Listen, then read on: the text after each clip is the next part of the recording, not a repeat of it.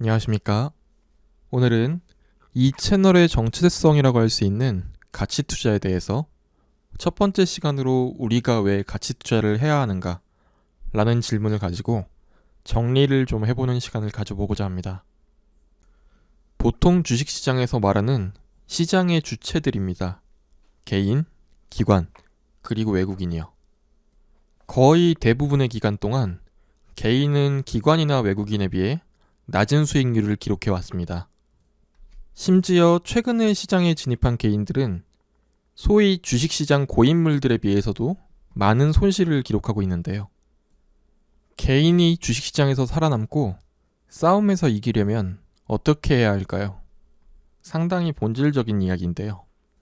전설적인 복싱 챔피언 매니 파키아오가 마지막 8체급제 챔피언에 도전할 때의 이야기인데 키도 10cm 이상 차이 나고 보통 한계치까지 체중을 키워서 나가는 스포츠가 복싱인데 체급에 미달된 체중으로 출전하게 되었었는데요. 많은 사람들이 패배를 예상했었지만 유리한 부분의 강점인 스피드를 살려서 승리를 하게 되었습니다. 현재 우리 주식시장에서의 매치업은 저정오더보다 훨씬 더 미스매치이기 때문에 동등한 영역에서 싸운다고 생각하면 필패하게 됩니다. 개인이 기관이나 외국인에 비해 유리한 영역을 찾아서 악착같이 파고들어야 살아남을 틈이 생길 텐데요. 과연 어떤 게 있을까요? 첫 번째로 시간입니다. 단순히 오래 버틸 수 있다는 점만이 아니라 내가 원하는 종목을 원하는 시점에 원하는 만큼 담을 확률이 기관보다 훨씬 크다는 이야기인데요.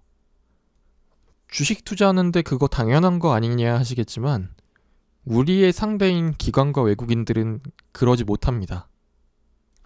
이 채널에서 오랫동안 다뤘었던 현대산업개발의 차트인데요.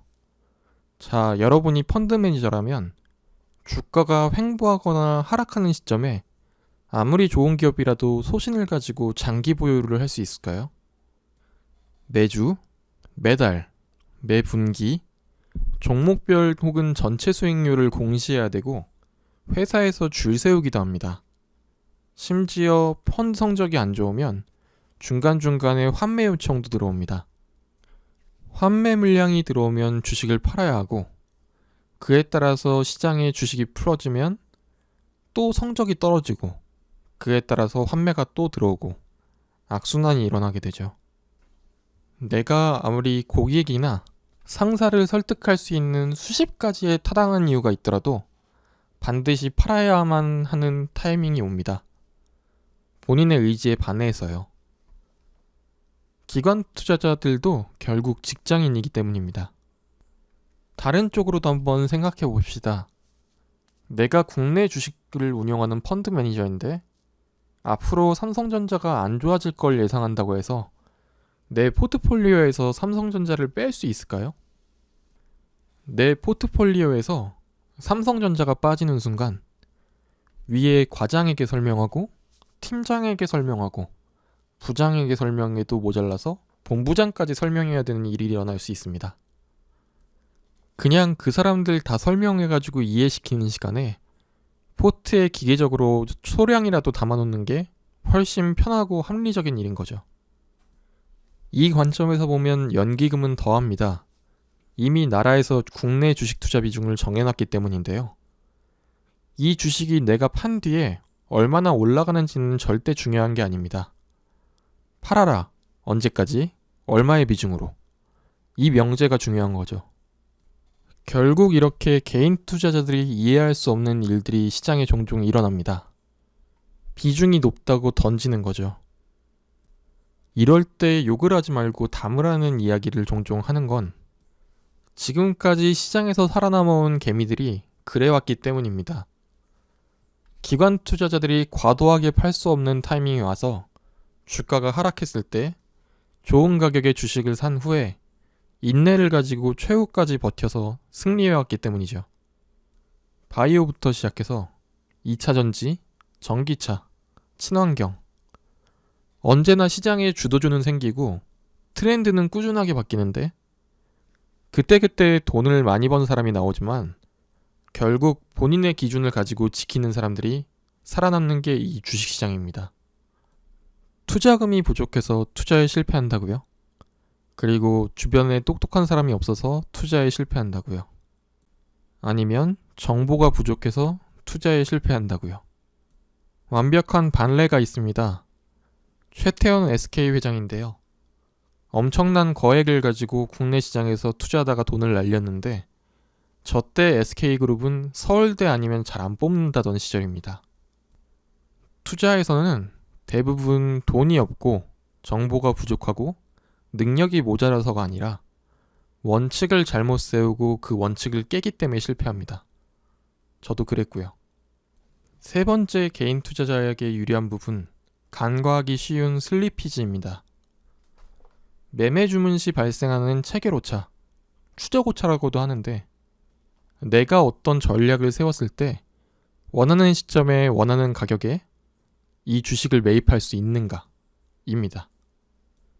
아니 그거 당연한 거 아니야 라고들 하시겠지만 생각보다 어려운 명제입니다. 예를 하나만 들어보겠습니다. 5일선이 21선을 돌파할 때 매수해서 반대로 5일선이 21선을 하향하면 청산하는 모델입니다. 가장 유명한 기본적인 추세 추종 모델 중에 하나인데요. 코스피가 작년 같은 때라면 이런 간단한 모델만으로도 수익이 났어야 합니다. 그리고 대부분의 개미들이 저 수익을 못 따라갔을 겁니다. 보시면 총 수익이 플러스죠. 이 전략으로 수익이 났다는 이야기입니다. 약 3만원에서 4만원 정도를 투입해서 한 번 투입할 때 평균적으로 3,800원을 남긴 셈입니다. 나쁘지 않죠. 근데 이걸 실제로 시스템을 짜서 돌리면 이런 결과가 그대로 나올까요? 답은 아닐 확률이 큽니다. 여러분들도 시장에서 거래하면서 하루에도 몇 번씩 이 호가창을 볼 텐데 저 호가창의 50원 차이에 대해서 한번 자세히 생각해보면 한 호가 차이가 수익률 0.38%입니다. 기다리지 못하고 바로 매매하면 호가를 0.38% 손해보는 거고 반대로 호가에 매수 주문을 넣어서 기다리면 원하는 가격에 사지 못할 리스크가 생기는 겁니다. 보통 증권사의 수수료와 세금을 평균 내면 약 0.28% 정도로 보는데 이거보다 그 한 호가 차이가 더 큰 겁니다. 통상적으로 일주일에 2번, 1년에 약 100번 정도 매매하는 개미 기준으로 이걸 계산하면 이것만 1년에 40%입니다. 단순히 한 호가 차이만이 아니라 내 투자금이 적을 때는 저렇게 매수나 매도할 시에 오차 없이 한 번에 체결될 확률이 크지만 내 투자금이 점점 커지면 커질수록 한 호가의 매수 주문과 매도 주문을 완결짓지 못할 확률이 커집니다. 특히 여러분의 상대인 기관 투자자와 외국인이 바로 그러합니다. 결국 기관 투자자들이 종목을 많이 가져갈 수밖에 없는 이유, 그리고 개인 투자자 생각으로 도저히 이해할 수 없는 매수와 매도들이 호가창에서 종종 일어나는 이유가 바로 이 슬리피지 때문입니다. 그리고 장기 투자와 가치 투자의 성과가 국내에서 다른 투자를 상회하는 주된 이유가 되기도 합니다. 마지막 요인으로 심리적 우위입니다. 개인 투자자들은 보통 자기 돈을 가지고 투자를 진행하게 되는데 기관 투자자나 외국인일수록 레버리지를 사용했거나 남의 돈일 확률이 높기 때문입니다. 하루 종일 주식 호가창만 쳐다본 경험 투자자라면 다 계실 겁니다. 이러한 심리 상태에서 정상적인 매매가 진행될 수가 없죠. 이러한 압박을 매일 견뎌내고 매매를 진행하는 게 기관 투자자들의 일이고 그들이 높은 연봉을 받아가는 이유이기도 합니다. 반대로 투자하고 하루 종일 호가창 들여다보면서 한숨 쉬시는 거, 공짜로 중요한 이점 하나를 포기하고 적의 홈그라운드에 들어가는 행위라 하지 말라고 하는 겁니다. 다시 돌아가면 기관이나 외국인들이 결국 본인들이 원하지 않는 시점에 원하지 않는 매매를 종종 하게 된다는 것으로 이런 타이밍을 포착해서 매매하는 게 주식시장에서 살아남기 위해서 필수적이라는 건데 이걸 어떻게 구분할까요?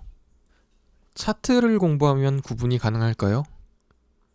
이 차트에 대한 분석은 수백 년간 슈퍼컴퓨터, 통계학자, 프로그래머, 심지어 최근에는 알파고까지 달라붙어서 싸우고 있는 분야입니다.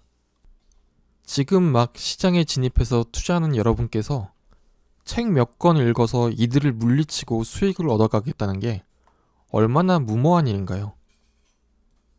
대부분의 사람은 슈퍼맨이 아니고 당연히 여러분이나 저도 아닙니다.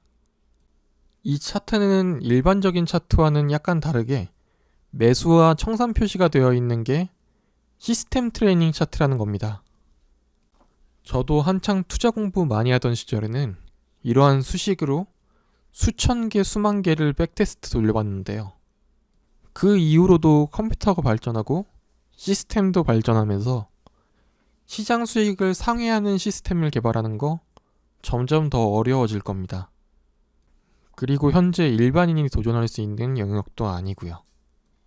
야구로 치면 내가 잘하려고 하는 것보다 상대의 실투를 노리는 거, 이게 여러분과 제가 기업을 분석하는 게 필요한 이유입니다.